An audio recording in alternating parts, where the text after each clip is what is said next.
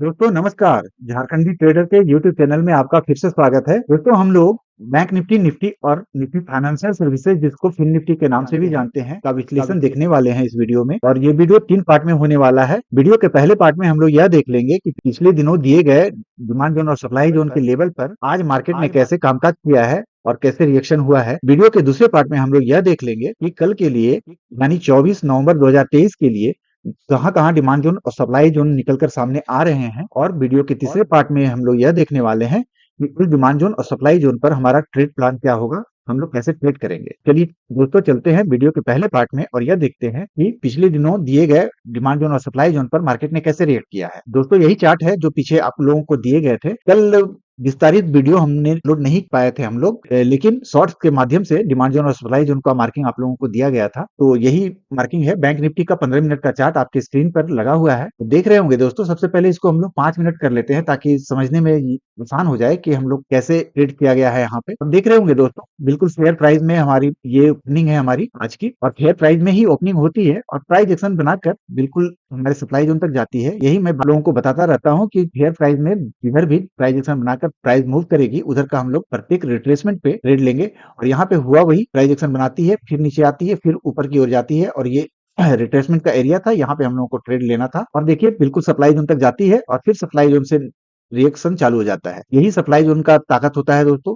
देखिए फिर से सप्लाई जोन से फिर प्राइस एक्शन बनाकर नीचे आती है और फिर से फेयर जोन में चली आती है, फिर से ऊपर जाती है। सप्लाई जोन में जाते ही रिएक्शन चालू होता है। एक बार रिएक्शन होता है, 2 बार रिएक्शन, 3 बार, ये 4 बार रिएक्शन होता है और नीचे आते हुए मार्केट बिल्कुल हमारे सप्लाई जोन के आसपास ही बंद हो जाती है। यही पावर है सप्लाई जोन और डिमांड जोन का। डिमांड जोन पर अगर प्राइस होगी तो इसी तरह से रिएक्शन होता है। अब यहाँ पे देख सकते हैं, यहाँ से प्राइस एक्शन बनाते हुए नीचे आती है प्राइस और बिल्कुल सब डिमांड जोन तक आती है और डिमांड जोन पर फिर से रिएक्शन चालू होता है और फिर से देखिए बिल्कुल प्राइस एक्शन बनाते हुए हमारे सप्लाई जोन तक चली जाती है। अगर इस तरह से आप लोग डिमांड जोन और सप्लाई जोन का मार्किंग कर लेंगे ना, तो बिल्कुल लोगों का ट्रेड बहुत ही आसान हो जाएगा। डिमांड जोन पर कभी भी शॉर्ट सेल के बारे में नहीं सोचना है, ऑप्शन को पुट ऑप्शन लेके नहीं जाना है। ठीक उसी तरह से जब प्राइस एक्शन बनाते हुए ऊपर की ओर पहुंच जाती है सप्लाई जोन पर, तो सप्लाई जोन पर जाकर कभी भी लॉन्ग ट्रेड नहीं लेना है, वहां पे शॉर्टिंग अपॉर्चुनिटी ढूंढते रहना है हम लोगों को। यही कॉन्सेप्ट है, बहुत सिंपल कॉन्सेप्ट है, बहुत ही पावरफुल कॉन्सेप्ट होता है। चलिए चलते हैं निफ्टी पर, निफ्टी के चार्ट पर। और निफ्टी में देख लेते हैं कि कैसे कामकाज हुआ है। निफ्टी का ये 15 मिनट का चार्ट है, इसको पहले हम लोग 5 मिनट के चार्ट में कन्वर्ट कर लेते हैं ताकि ये समझने में दिक्कत ना हो कि कहाँ पे कैसे रिएक्शन हुआ है। दोस्तों यही 5 मिनट का चार्ट है। आप देख रहे होंगे कि प्राइस हमारे बिल्कुल सप्लाई जोन में ही क्लोजिंग ओपनिंग होती है, ऊपर जाती है। देखिए किसी भी स्थिति में हमारे सप्लाई जोन को ये तोड़ ही नहीं पाती, बिल्कुल डॉट टू डॉट। आप देख रहे होंगे दोस्तों, डॉट टू डॉट रेस्पेक्ट होता है हमारा सप्लाई जोन और फिर से प्राइस एक्शन बनाकर फिर से नीचे की ओर आती है। यही है सप्लाई जोन का ताकत। और फिर घूमते घूमते हमारे सप्लाई जोन में ही करीब बंद हो जाती है प्राइस। फिर निफ्टी का भी एनालिसिस देख लेते हैं, फिर निफ्टी में कैसे कामकाज हुआ है। फिर निफ्टी का 15 मिनट का चार्ट आपके स्क्रीन पर है। पहले इसे हम लोग 5 मिनट के चार्ट पर कर लेते हैं ताकि समझने में दिक्कत ना हो कि हमारा ट्रेड कैसे हुआ है। यही फिर निफ्टी का 5 मिनट का चार्ट आप लोग के स्क्रीन पर है। आप लोग देख रहे होंगे कि बिल्कुल फेयर जोन में ही प्राइस ओपन होता है, ऊपर जाता है, नीचे जाता है। कोई भी ट्रेडिंग का स्टाइल आप लोग को मिला नहीं। हालांकि ये बात बार बार समझाई जाती है, आप लोग को बताया जाता है वीडियो के माध्यम से कि जैसा भी फेयर जोन में प्राइस एक्शन बनाकर जिधर की ओर मूव करेगी उधर ही ट्रेड लेना है। तो देखिए फर्स्ट कैंडल में तो ऊपर जाती है, फिर से प्राइस एक्शन बनाना चालू करती है और नीचे की ओर आना चालू करती है। रिट्रेसमेंट पे आप यहाँ पे शॉर्टिंग अपॉर्चुनिटी ढूंढ सकते हैं। प्राइस यहाँ तक है, फिर से एक पुलबैक मिलता है और फेयर जोन में ही प्राइस बिल्कुल क्लोज हो जाती है।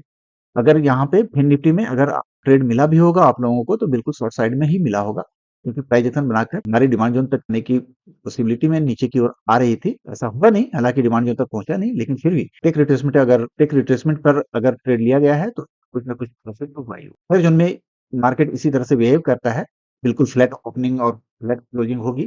तो दोस्तों ये रहा वीडियो का पहला पार्ट, जिसमें हम लोग ये डिस्कस कर रहे थे कि पिछले दिनों दिए गए डिमांड जोन और सप्लाई जोन पर कैसे मार्केट ने रिएक्ट किया है, कैसे कामकाज किया है। तो वीडियो के दूसरे पार्ट में चलते हैं और ये देख लेते हैं कि कल के लिए यानी 24 नवंबर 2023 के लिए डिमांड जोन और सप्लाई जोन कहाँ-कहाँ निकल कर आए हुए हैं आपके चार्ट में। चलिए चलते हैं वीडियो के दूसरे पार्ट में। वीडियो के दूसरे पार्ट में हम लोग यह देख लेते हैं कि डिमांड जोन और सप्लाई जोन दोनों इंडिसेस में कहाँ-कहाँ निकल कर सामने आ रहे हैं। दोस्तों आपके स्क्रीन पर बैंक निफ्टी का 15 मिनट का चार्ट लगा हुआ है और इस चार्ट पर 2 डिमांड जोन और 2 सप्लाई जोन आपको स्क्रीन पर दिख रहे होंगे। करंट मार्केट प्राइस से दूर का डिमांड जोन 42,800 से 42,968 के बीच में है, जबकि करंट मार्केट प्राइस से नजदीक का डिमांड जोन 43,230 से 43,343 के बीच में दिख रहा है। सप्लाई जोन की बात कर लें तो करंट मार्केट प्राइस से नजदीक का सप्लाई जोन, जिस पर कि करीब करीब इस सप्लाई जोन के आसपास ही प्राइस चल रही है, 43,623 से 43,731 के बीच में है, जबकि करंट मार्केट प्राइस से दूर का सप्लाई जोन 44,065 से 44,178 के बीच में है। आगे आपकी स्क्रीन पर निफ्टी का 15 मिनट का चार्ट लगा हुआ है। इस चार्ट पर भी दो डिमांड जोन और दो सप्लाई जोन आपको दिख रहे होंगे। करंट मार्केट प्राइस से दूर का डिमांड जोन 19,415 से 19,456 के बीच में है, जबकि करंट मार्केट प्राइस से नजदीक का डिमांड जोन 19,584 से 19,661 के बीच में दिख रहा है।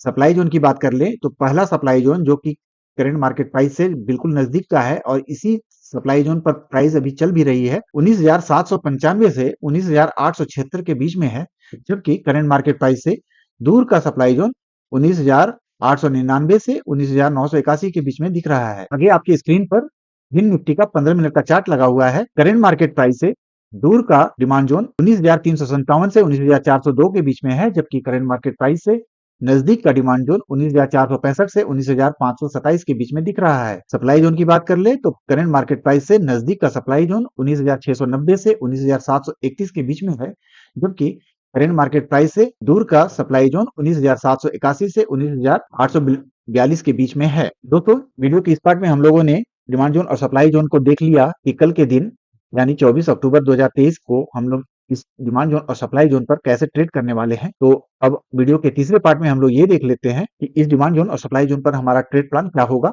तो चलिए चलते हैं वीडियो के तीसरे पार्ट में। तो दोस्तों, यही चार्ट है आपके स्क्रीन पर जिस पर कि हम लोगों ने मार्किंग पीछे देख लिया है वीडियो के दूसरे पार्ट में। तो चलिए इस पर हम लोग एनालिसिस कर लेते हैं कि हमारा ट्रेड प्लान अगले दिन यानी 24 नवंबर 2023 को क्या होने वाला है। दोस्तों, बैंक निफ्टी में आप देख रहे होंगे कि बिल्कुल सप्लाई जोन के पास ही प्राइस चल रही है, तो हमारा ट्रेड प्लान बिल्कुल सिंपल ही होना है कि अगर कल फ्लैट किसी भी स्थिति में फ्लैट ओपनिंग हो जाती है ना, तो थोड़ा बहुत अगर ऊपर की ओर जाने की कोशिश करती है तो हमारा व्यूज हमेशा ही शॉर्ट का होगा, क्योंकि ये सप्लाई जोन से आप देख रहे होंगे 3-4 बार रिएक्शन हुआ है और काफी स्ट्रॉन्ग सप्लाई जोन दिख रहा है। तो इसका मतलब है कि जब भी प्राइस फ्लैट ओपनिंग के बाद ऊपर जाती है तो हमें शॉर्टिंग अपॉर्चुनिटी देखनी है। प्राइस एक्शन के सहारे हम लोग शॉर्ट लेंगे, शॉर्ट अपॉर्चुनिटी का ढूंढेंगे और इस डिमांड जोन के लिए हमारा पहला टारगेट होगा। दोस्तों, अगर गैप अप खुलता है किसी भी कारण से, गैप अप अगर इस सप्लाई जोन के अंदर ही खुलता है ना, तब भी हमें शॉर्ट अपॉर्चुनिटी ही देखना है। प्राइस एक्शन के सहारे शॉर्ट अपॉर्चुनिटी लेंगे।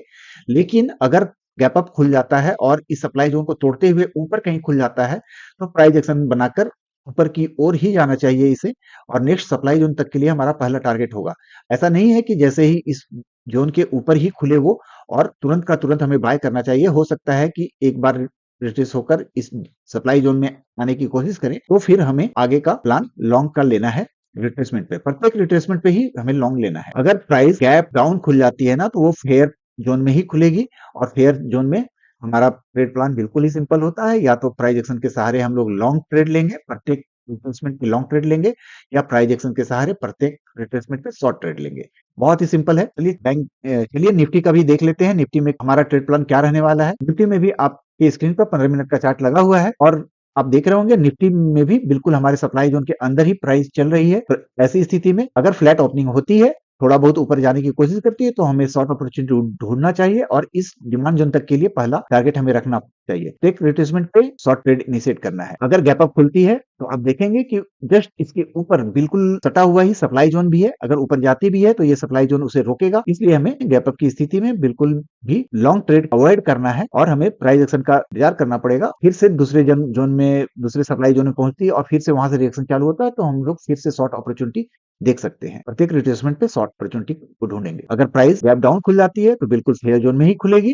फिर से फेयर जोन में हमारा ट्रेड प्लान वही होगा, बिल्कुल प्राइस एक्शन के सहारे अगर ऊपर की ओर जाती है तो इस सप्लाई जोन तक के लिए पहला टारगेट लेते हुए प्रत्येक रिट्रेसमेंट पे हम लोग लॉन्ग अपॉर्चुनिटी को देखेंगे, और अगर प्राइस एक्शन बनाकर नीचे की ओर जाती है तो प्रत्येक रिट्रेसमेंट पे हम लोग शॉर्ट ट्रेड लेंगे और हमारा पहला टारगेट इस डिमांड जोन के आसपास होना चाहिए। फिर निफ्टी में भी आप देख रहे होंगे कि बिल्कुल फेयर जोन में ही प्राइस क्लोज की हुई है और अगर फ्लैट ओपनिंग होती है तो हमें लॉन्ग ट्रेड या शॉर्ट ट्रेड दोनों ही मिल सकते हैं। लॉन्ग ट्रेड हमेशा रिट्रेसमेंट के सहारे हम लोग लेंगे, शॉर्ट ट्रेड भी हमेशा रिट्रेसमेंट के सहारे लेंगे। टारगेट हमारा पहला सप्लाई जोन होना चाहिए या पहला डिमांड जोन होना चाहिए। कहने का मतलब यह है कि लॉन्ग ट्रेड अगर हम इनिशिएट करते हैं, रिट्रेसमेंट इस सप्लाई जोन तक हमारा पहला टारगेट होना चाहिए और अगर शॉर्ट ट्रेड लेते हैं परफेक्ट रिट्रेसमेंट पे तो इस डिमांड जोन तक का हमारा पहला टारगेट होना चाहिए। गैप अप खुलने की स्थिति में बिल्कुल ही सिंपल है, थोड़ा सा प्राइस ऊपर रिएक्ट करता है, इस सप्लाई जोन में जाता है तो फिर हम लोगों को शॉर्ट अपॉर्चुनिटी देखना है परफेक्ट रिट्रेसमेंट पे हमें शॉर्ट लेना है और इस डिमांड जोन तक का पहला टारगेट होगा। गैप डाउन की स्थिति में थोड़ा सा इंतजार कर लेंगे, अगर हम गैप डाउन थोड़ा हुआ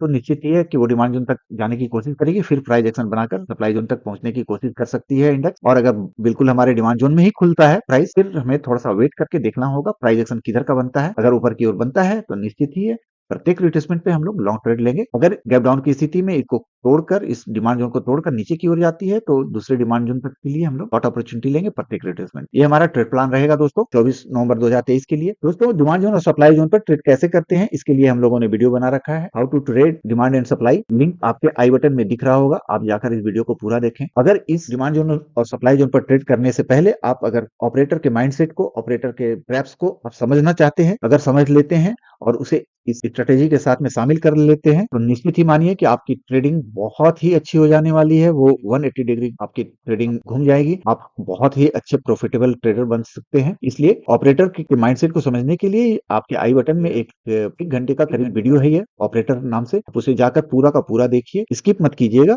क्योंकि 1 मिनट के स्किप पर भी आपका बहुत बड़ा लर्निंग छूट सकता है जो आपके ट्रेड प्लान को गलत साबित कर सकता है। इसलिए स्किप बिल्कुल भी मत कीजिएगा, मेरा ये निवेदन है आपसे। और इसके साथ ही डिमांड जोन और सप्लाई जोन, सपोर्ट रेजिस्टेंस से कैसे अलग है, इसका 4 वीडियो का एक सीरीज है जो कि आई बटन में आपको दिख रहा होगा, उसे भी पूरा देखें। दोस्तों हमारा चैनल बिल्कुल नया है, इसे सपोर्ट करें। सपोर्ट करने के लिए क्या करना है, आपको हमारे चैनल को सब्सक्राइब करना है, बेल आइकन को ऑन करके रखना है ताकि सही समय पे आपको वीडियो मिलता रहे। और अब इस वीडियो को अपने दोस्तों के साथ में भी, अपने ऐसे दोस्तों जो शेयर बाजार से संबंधित हैं, जो शेयर बाजार में बहुत ही एडवांस लर्निंग सीखना चाहते हैं, उसे शेयर भी करें ताकि ये चीज उन लोगों तक पहुंच पाए और वो भी एक प्रॉफिटेबल ट्रेडर बन पाए। तो चलिए दोस्तों, ये वीडियो यहीं पे खत्म करता हूं और मिलते हैं नए वीडियो में नए लर्निंग के साथ। धन्यवाद दोस्तों।